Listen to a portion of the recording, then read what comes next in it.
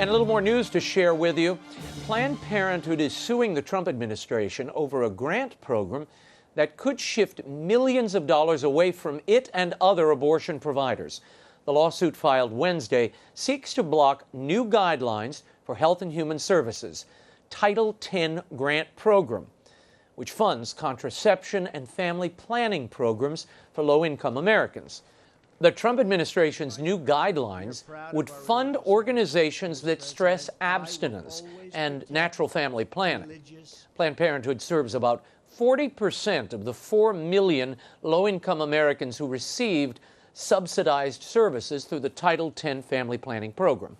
As such, the abortion giant could take a $100 million hit if those grants were diverted elsewhere. The projected budget for the Title X grant is about $260 million.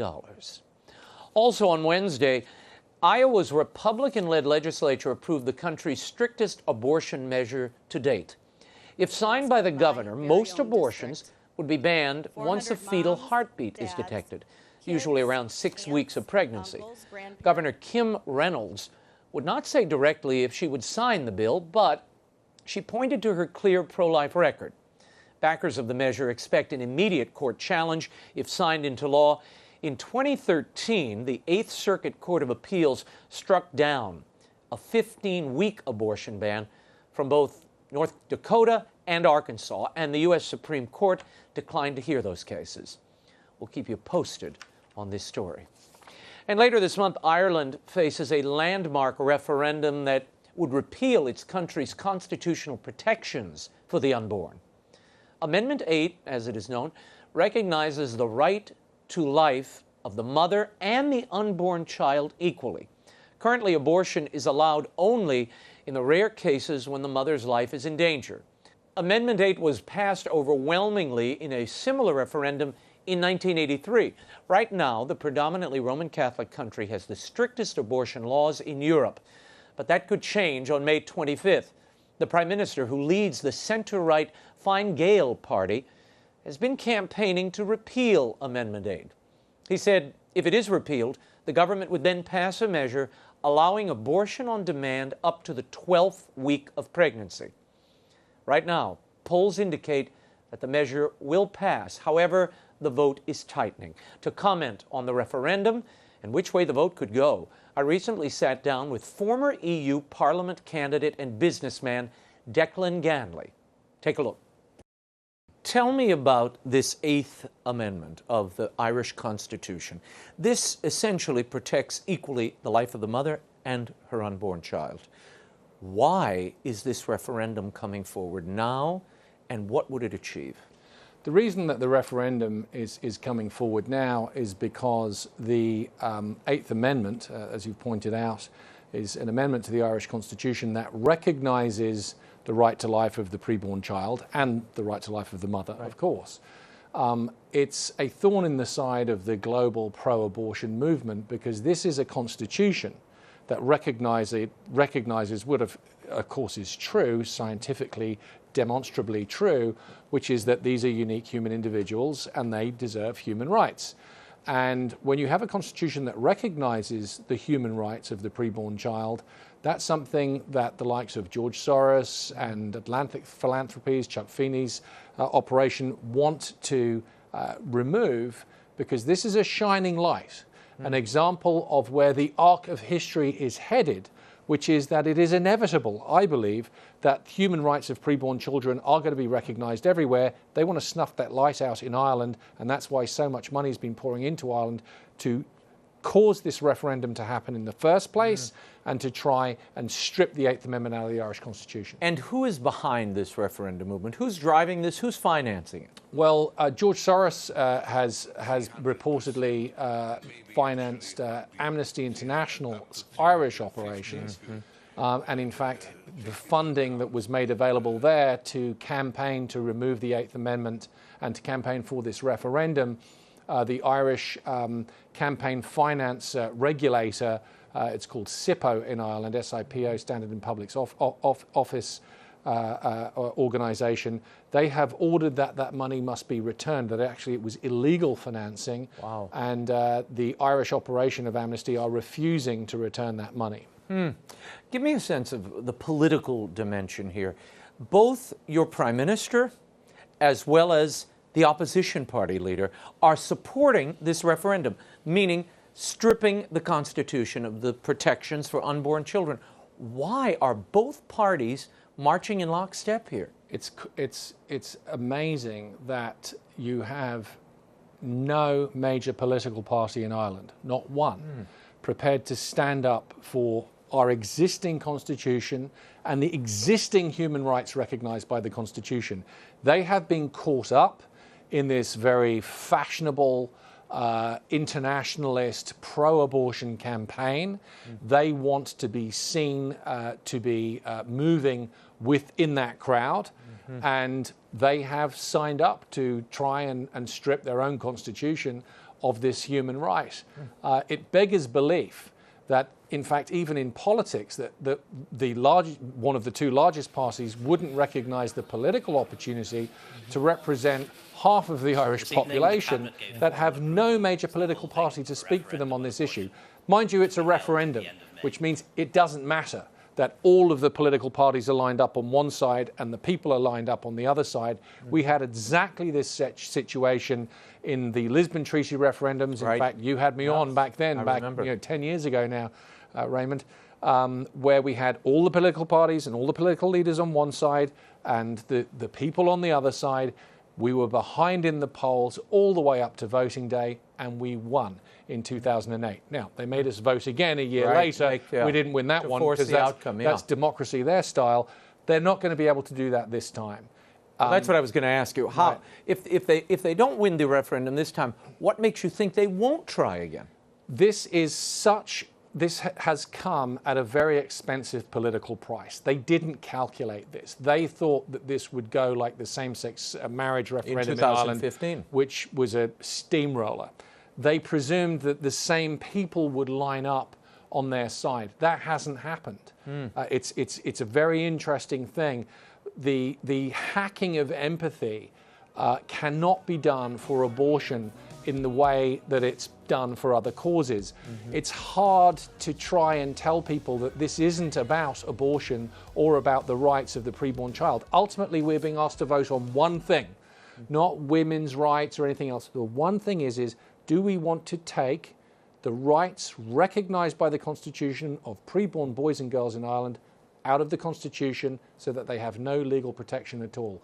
And when you frame that question that way, because that's the only thing we're voting on, the polls swing the other way. A vast majority do not want to strip away all human rights from our preborn children. You've got all political parties in Ireland aligned with this removal of these rights from the Constitution. They're supporting a yes vote on the referendum.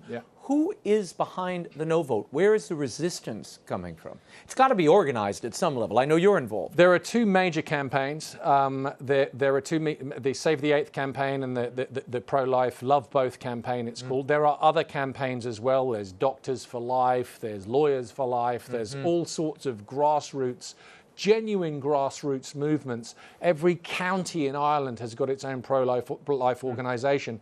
And it's just this phenomenal meshing of a genuine grassroots movement. So I get texts, I'm getting them today. There's a canvass in this village, there's a canvass in this town. You can go, you join those canvasses, you go, there's printed materials available from both campaigns, postering right across the country, which is a big part of Irish political culture, a sort of poster on the village lamppost. And to see that come alive the way that it has, this massive grassroots groundswell. I canvassed Ballygar, County Galway, which is a little town in County Galway, a few nights ago. And in the canvass that I personally did, I didn't find one yes voter, not one, which is interesting because this isn't showing up in the polls. We're hearing from the other side in Twitter posts, etc., where they say, oh, it's 40% on either side and the rest undecided. That's not what these polls are reporting. There's something happening. It's happening at the grassroots level, and I think we're going to win this. This is very personal to you. You had a daughter, your youngest daughter, whom the doctors at the time said, there's an abnormality here, you should abort this child. What happened? So at the time, my wife Delia was in New York. My wife's from Staten Island, and she went into a New York hospital, and she'd had the scans and whatnot, as you do. She was called in, and she was told, we've detected an abnormality. It's high risk. And he said, we recommend an abortion. And my wife said, well, that's not going to happen. And interestingly, he answered, I hoped you were going to say that. My wife happened to be wearing a cross that day. He said, I saw the cross. He wasn't a Christian. He said, I saw the cross. And he said, I was hoping that you'd give that answer. He said, but I had to make the recommendation, I guess, liability or whatever it is. And he said, well, we recommend genetic counseling then. And we decided not to do that either. Well, as it happens, that same girl, Clementine, is a freshman in Notre Dame, and there's nothing wrong with her.